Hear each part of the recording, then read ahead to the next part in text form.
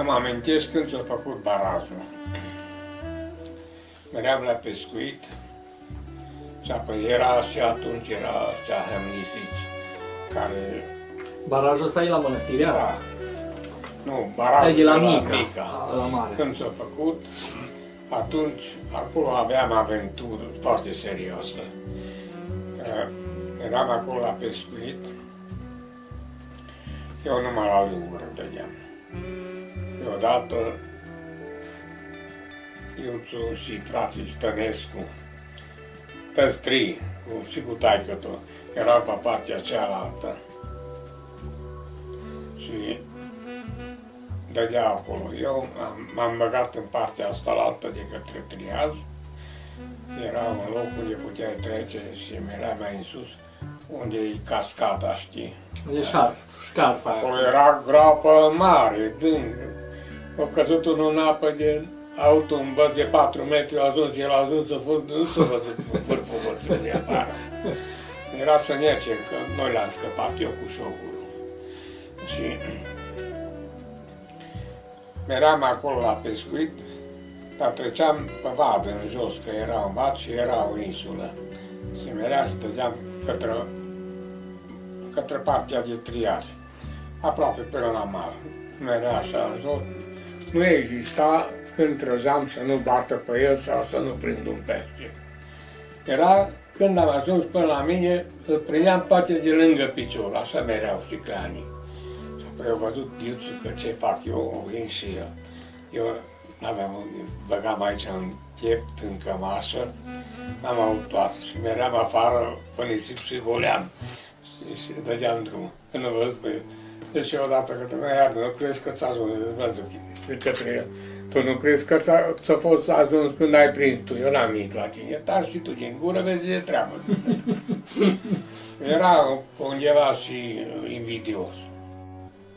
Am trecut podul de beton și am tot dus. Și mă duc acolo, erau 3 inși acolo. 3 băieți cu corturi aranjate, cu bețele, tot. M-am zis că azi nu mai pot pescui. Așa în gândul meu, știi? Dar zic, hai să instalez bățul. De fapt, am avut instalat numai să iau, să pui în acțiune. Și întreb pe băieți, bă, băieți, pot să pescuiesc aici? Mai jos de voi, până unde ați aruncat?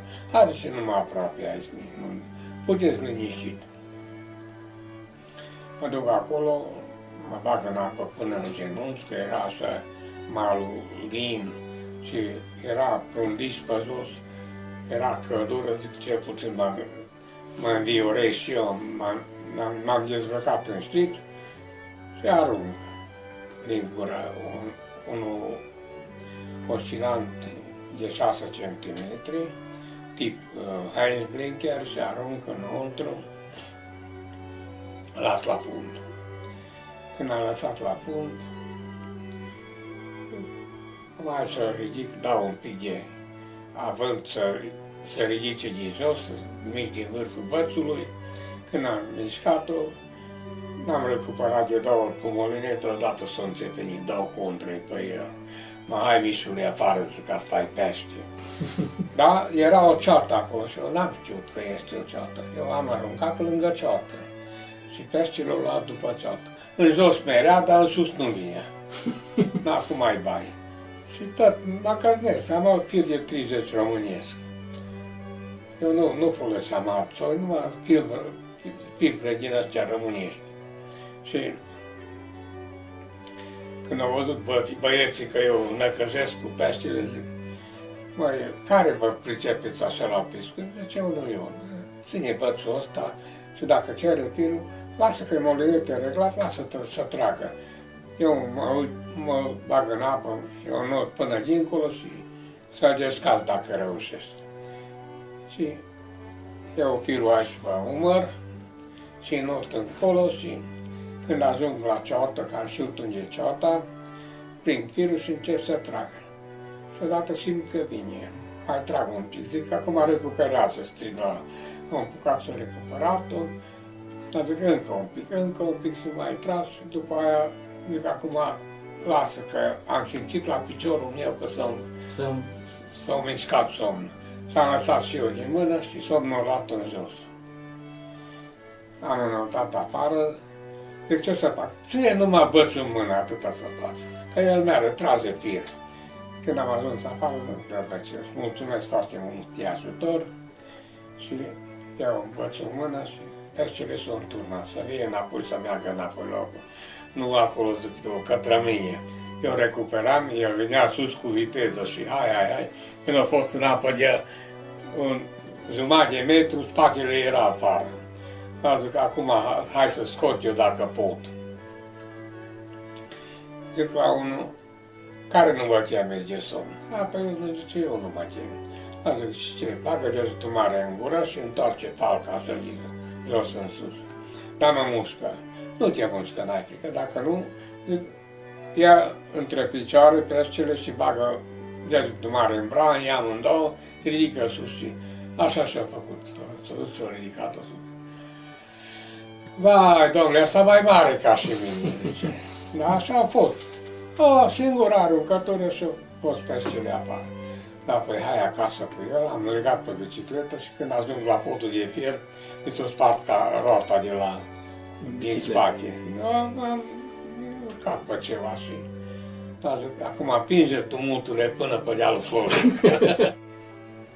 Ne ducem la baraj, către triaj și ne băgăm în apă la groapa mare. Acolo era apă până în genunchi, ai făcut un pas, serus. Uite, nu mai rămânea nici bățul afară. Asta a fost băț de 2,10 m, galbenă. Merem acolo, pe margine era frate Stănescu, toți trei, cu Hort și Iuțu. Când ne-a văzut pe noi doi că ne băgam acolo, bă, nu dați acolo că ne prindeți. Când îți prind firul, îți spun eu să tragi afară, să te scață și țipă-mi blingura în apă. Ăștia erau cu Hort acolo? Numai cu Iuțu nu m-am putut înțelege. Cu restul n-am avut treabă, nici cu taică-tu, nici cu Remus, nici cu Tibi. Și arunc, las la fund, trag așa către, vine în jos, lingura rotativă, vine în jos, era lingura cam 3 cm lung și forma de pară mai bine, da, mai lopoș. Și am tras-o în sus și când era la piciorul meu, odată s-a îngreunat și s-a dus în jos. Are ce s-a întâmplat? Aveam asuimit, știi? Odată mi-a făcut bățul așa și tot merea în jos și trăza din molinet.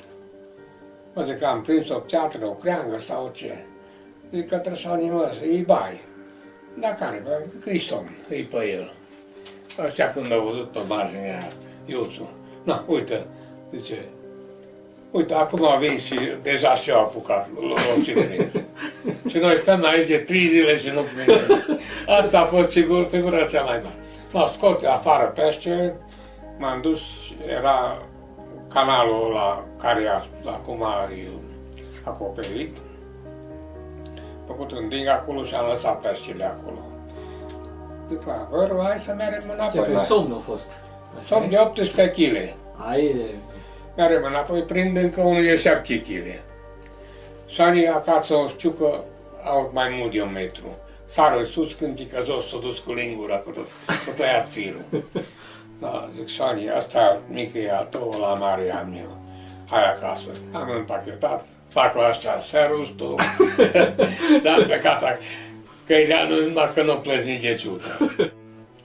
Tot așa la un pescuit de somn, mergem la strand. Era strandul acolo, sus, e la unire mai jos.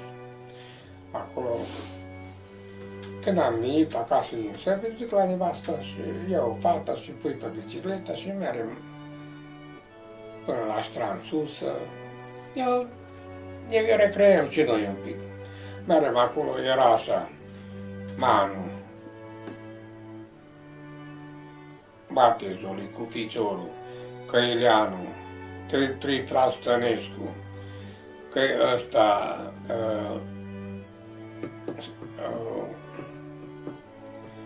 cum îl chema? Filu? Nu, Filu nu era. Tatăl lui mea ta. Aia, Ambrozie? Ambrozie. Aia, atunci și Ambrozie. Da. Și Ambrozie. Mă zic eu acum unde să mai dă, nu mai.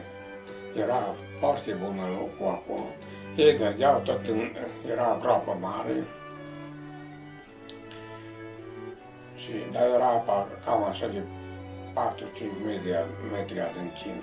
Dar puteai merge până la mijlocul Someșului. Apă până, nu ți ajungea până în brâu. Și de acolo arunca 15-20 de metri, lăsai la fund, ridicai sus, multe ori atât era somnul pe el. Mă duc mai în jos și acum este copacul ăla acolo, în apă.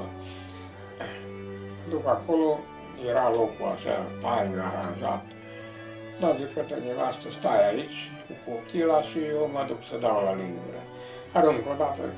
Dar am știut că e ceva acolo, că tot s-a văzut că se mișca apa, știi că cum mișca creanga, din cum era apa, cum se curgea, mișca creanga așa.